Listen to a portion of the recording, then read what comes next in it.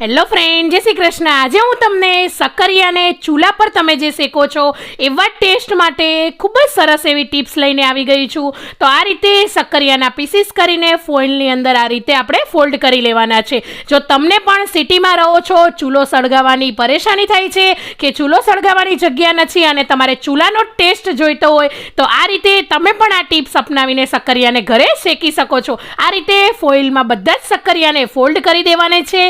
ઘરમાં રહેલું કે તમારી જોડે જાડું જે દરિયાઈ મીઠું આવે છે એ પણ લઈ શકો છો। જાડા વાસણમાં મીઠાને ગરમ કરી લેવાનું છે। બધા જ ફોઇલવાળા સક્કરિયાને આ રીતે મૂકી દેવાના છે। થોડું થોડું મીઠું ઉપર પણ એડ કરી દેવાનું છે અને મીડિયમ ગેસની ફ્લેમ પર 3 થી 4 મિનિટની અંદર જ આપણા સક્કરિયા એકદમ સરસ રીતે શેકાઈ જશે।